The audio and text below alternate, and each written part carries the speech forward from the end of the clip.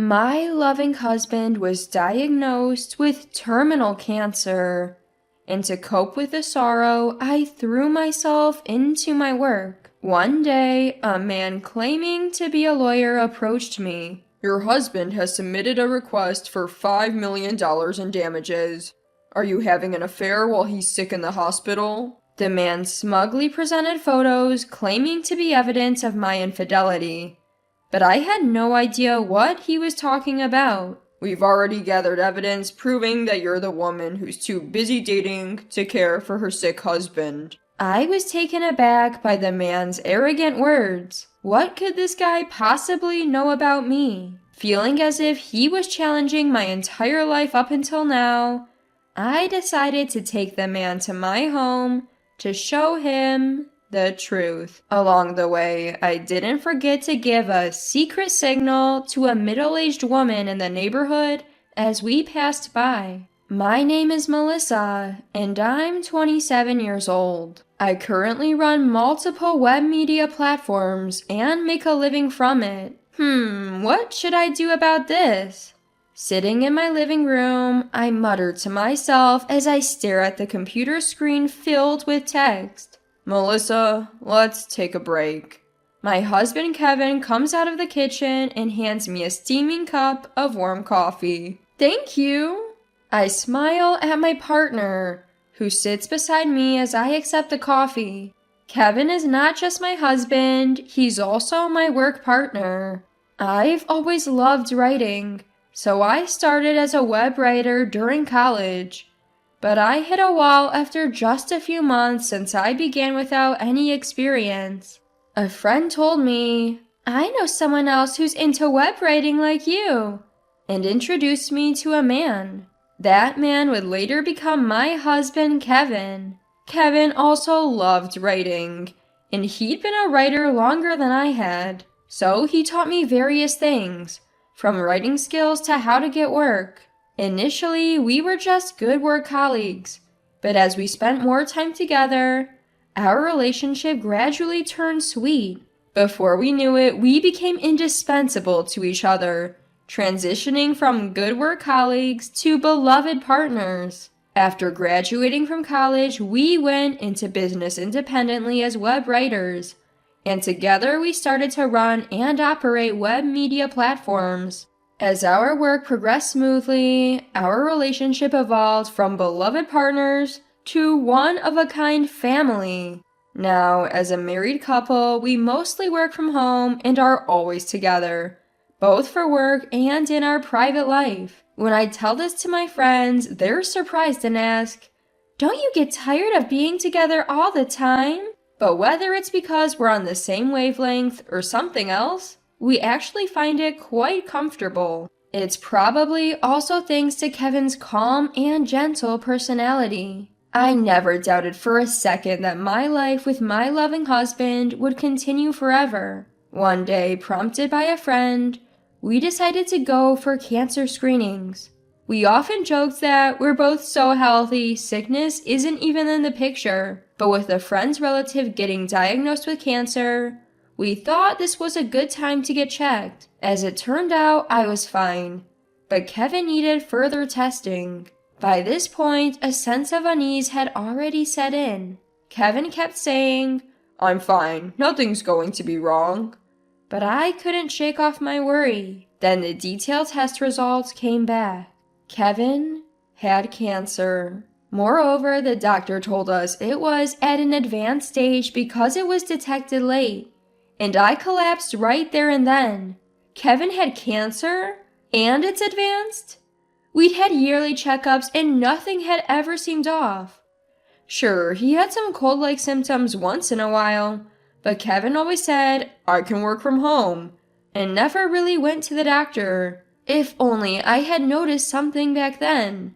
If only I had forced him to go to the doctor. Regrets kept flooding my mind, but then the overwhelming fear that he's going to be gone hits me, and I can't think of anything else. Kevin was admitted to the hospital immediately, and I visited him every day during my work breaks. When I came to see him, Kevin always greeted me with his calm smile. He would even happily ask about the progress of our work that we both put so much effort into. Seeing his face made me think, I have to protect this job no matter what. And even as I wiped away tears, I kept working. But every time I let my guard down, the fear that Kevin might be gone consumed me. To distract myself from the sorrow, I took on a part-time job at a nearby supermarket in addition to our web media work. Days went by like this, and a little time passed. As usual, I visited Kevin in the hospital, finished my shift at the supermarket, and was on my way home. When I get home, I need to do the web work and also clean the house. As I was walking and planning out what to do next, suddenly the world in front of me starts spinning, and I sit down in a panic. What's happening? I feel sick. My vision continues to spin and cold sweat won't stop. Feeling helpless, I sit there and suddenly hear a surprised, "Huh?" A concerned person is hurriedly approaching. A gentle hand is placed on my slumped shoulder, and a kind voice asks, "Are you all right?"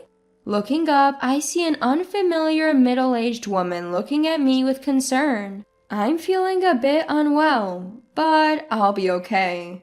I mumble, trying to stand up despite my spinning vision. But the woman who catches me says, "Come this way." She almost drags me along to some place. We arrive at a familiar suburban house. Where is this? Gazing vaguely at the house, the woman says, "This is my home. Rest here for a while." She takes my hand and leads me inside. Despite it being our first meeting, her warm hand oddly comforts me, and I follow her in. We sit in the living room, sipping water, and then she encourages me to lie down on the sofa. Even as I close my eyes and take a deep breath, she wets a towel in cold water, wrings it out, and places it on my forehead. She also covers me with a blanket. A little while later, my vision stabilizes and my sweating stops. Slowly sitting up from the sofa, I face the concerned woman and ask, "Can I move now?" I say thank you and then add, "By the way, I realize I never introduced myself. Sorry about that." Upon hearing this, the woman smiles with relief and introduces herself as well. Her name appears to be Laura, and she lives here with her husband.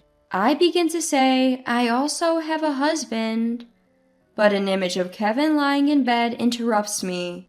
Noticing my hesitation, Laura says, "It's okay if it's hard to talk about it," and asks why I was sitting on the side of the road.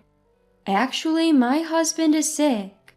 I slowly tell her about Kevin's illness, which I hadn't even shared with friends, and how I've been overexerting myself with work to distract from the sadness. Laura hugs me tightly as I choke up and finally shed tears, saying, "It's hard, isn't it?" She cries along with me. Later, I find out that Laura's house is very close to mine. What's more, our house is apparently known in the neighborhood as the wealthy couple's house due to its size. Chuckling to myself, I suddenly remember, when I used to walk around the neighborhood with Kevin, people would often strike up friendly conversations with us. It feels like things have become distant since Kevin got hospitalized. Laura tells me, "People thought you two had separated and didn't know how to approach you." Through meeting Laura, my days slowly started to change. I get to know the neighbors I'd previously avoided, and we start gathering at our houses for tea. And every time I struggle to watch Kevin's health deteriorate, Laura is always there to touch my hand and encourage me with her warm touch. Then one day, Kevin receives permission for a temporary return home, marking a long-awaited moment. A temporary return home. These words signal the last moments we'll get to spend with Kevin. I decided to make the most of this time and fill it with smiles. "So, Kevin, now that you're home, is there anything special you want to do?" First thing he says, "I'd like to see Laura." While Kevin was hospitalized, I had told him how Laura and the neighbors had been taking good care of me during my daily visits. To fulfill Kevin's wish, I let Laura know we'd be stopping by. On our way, a quick glance at Kevin revealed a certain resolve in his face as he stared straight ahead. We arrive at Laura's, who welcomes us with her ever-present warm smile. She takes Kevin's hand and says, "You really are loved." Her eyes meeting mine as she smiles. Feeling a bit embarrassed, I tell Kevin, "Well, you know." Our eyes meeting, his face a mix of laughter and tears. During a break in the conversation, as I'm about to head back to the living room from the restroom, I overhear Kevin's earnest voice from the other side of the door. I listen closely and realize he's talking about me. "Please look after Melissa when I'm gone." Hearing those words, I felt a stinging pain at the back of my nose and realized tears were falling. So that's why Kevin wanted to come here. Hearing Laura's gentle, "Of course," I couldn't stop my tears.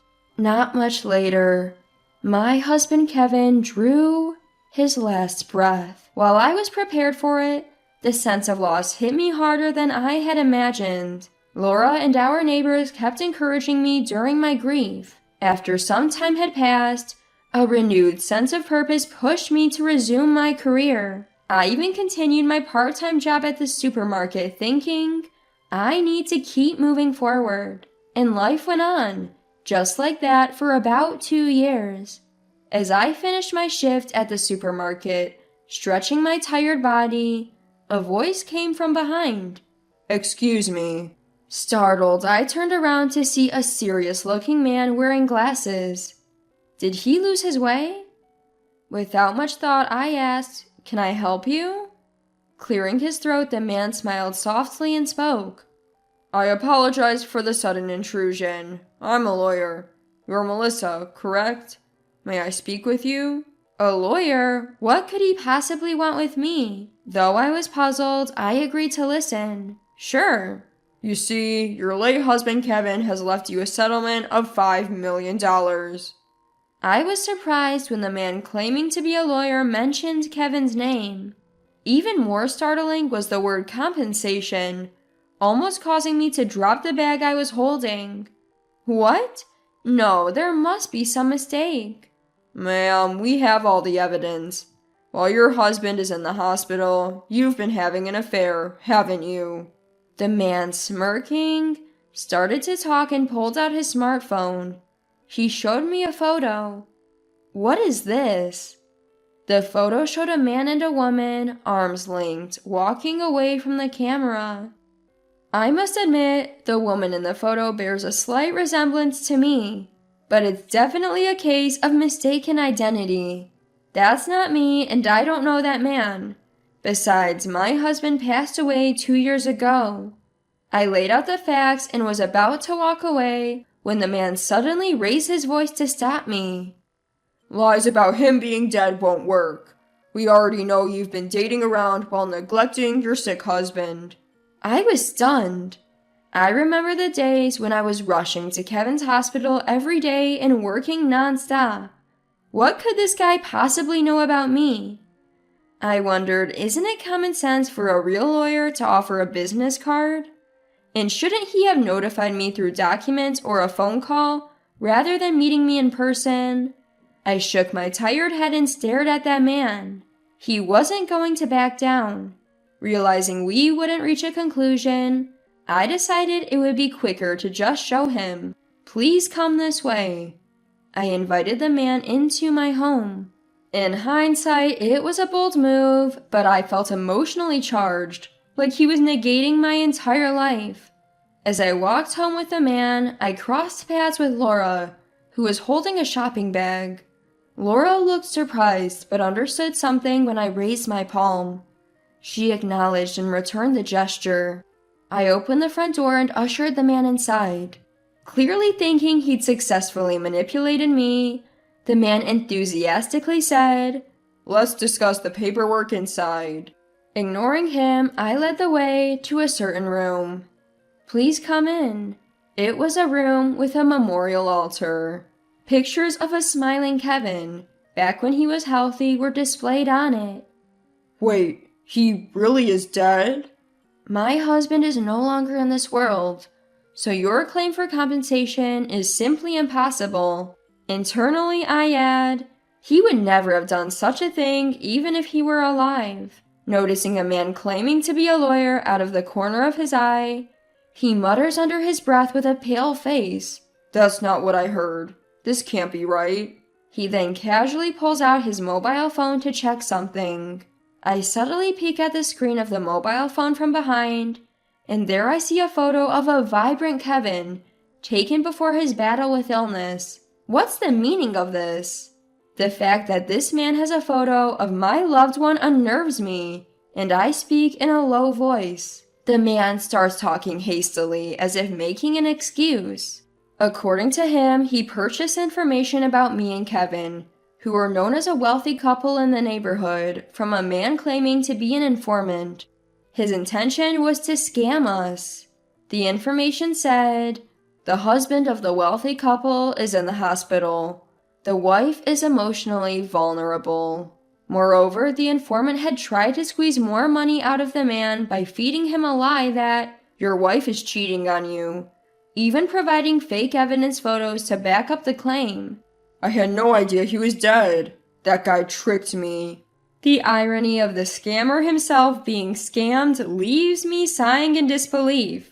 Then the man who had been mumbling to himself stands up straight and looks at me with a creepy smile, saying, "Well, if I'm caught, I'm caught." A shiver runs down my spine, and I break into a cold sweat.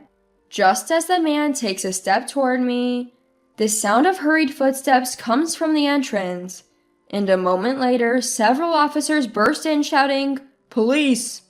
The tension I'd been unconsciously holding releases, and I collapsed on the spot. Thank God they made it in time. I think back to the moment when I crossed paths with Laura on the street a few minutes earlier. In reality, the hand I'd raised to Laura wasn't just a simple greeting.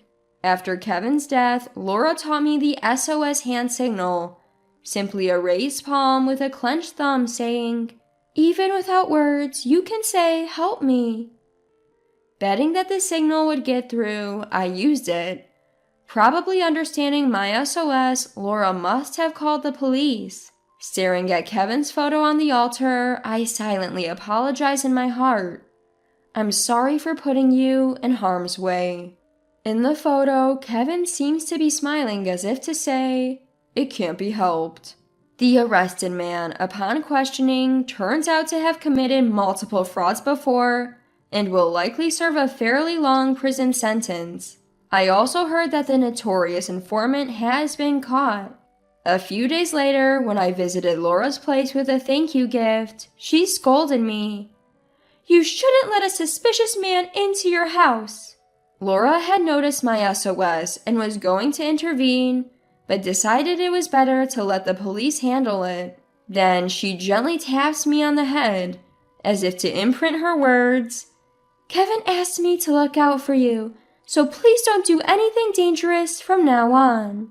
At those words, tears well up in my eyes. Ever since then, I've been living happy days, helped by Laura and the folks in the neighborhood. Today, I put my hands together in front of the photo of Kevin on the altar. Even in a world without you, there are plenty of people who help me. You can rest easy, I whisper to myself. When I gently open my eyes, there's a comforting smile that seems to watch over me. Smiling back, I say, "All right, let's get to work today," and stand up with enthusiasm.